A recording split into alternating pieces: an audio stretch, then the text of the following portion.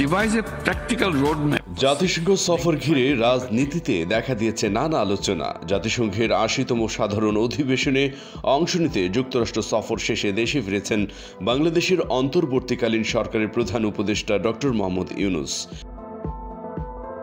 এবারের সফরে রোহিঙ্গা সংকট থেকে শুরু করে জলবায়ু পরিবর্তন ও বাণিজ্য প্রসারের মতো গুরুত্বপূর্ণ বিষয় দিয়েছেন বক্তব্য করেছেন বিশ্ব নেতাদের সঙ্গে একাধিক বৈঠক।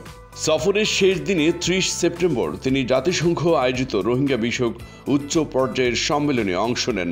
সেখানে ৭৫টি দেশ ও সংস্থার প্রতিনিধিদের সামনে তিনি তুলে ধরেন রোহিঙ্গা প্রত্যাবনের জন্য ৭ দফা দাবি।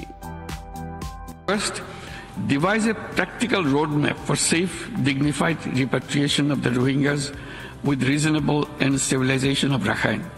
Second, exert effective pressure on Myanmar and the Arakan Army to end violence against Rohingya and start their sustainable repatriation. সেই সম্মেলনে যুক্তরাষ্ট্র ও যুক্তরাজ্য ঘোষণা করেন $৯৬ মিলিয়ন সহায়তা। এছাড়া ইতালির প্রধানমন্ত্রী জর্জিয়া মেলোনির সঙ্গে বৈঠকে বাণিজ্য বাড়ানোর আশ্বাস মেলে। প্রধান উপদেষ্টার অনুরোধে বাংলাদেশ ইতালি বিজনেস ফোরাম গঠনের প্রস্তাব দেন মেলোনি। তিনি ডিসেম্বরের মধ্যে বাংলাদেশ সফরের আগ্রহ প্রকাশ করেন। বিশ্ব ব্যাংকের প্রেসিডেন্ট অজয় বাঙ্গারু বাংলাদেশ থেকে পাচার হওয়া অর্থ উদ্ধারের সহযোগিতার আশ্বাস দিয়েছেন। ডক্টর ইউনূস জলবায়ু অর্থায়ন নিয়ে হতাশা প্রকাশ করে বলেন, ঘোষিত $১০০ মিলিয়ন সহায়তার প্রতিশ্রুতি পূরণ হয়নি।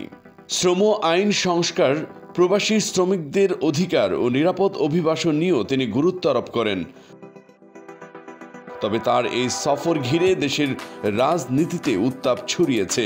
বিএনপি জানিয়েছে তারা প্রধান উপদেষ্টার নেতৃত্বে সন্তুষ্ট এবং নির্বাচনের বিষয়ে আশাবাদী।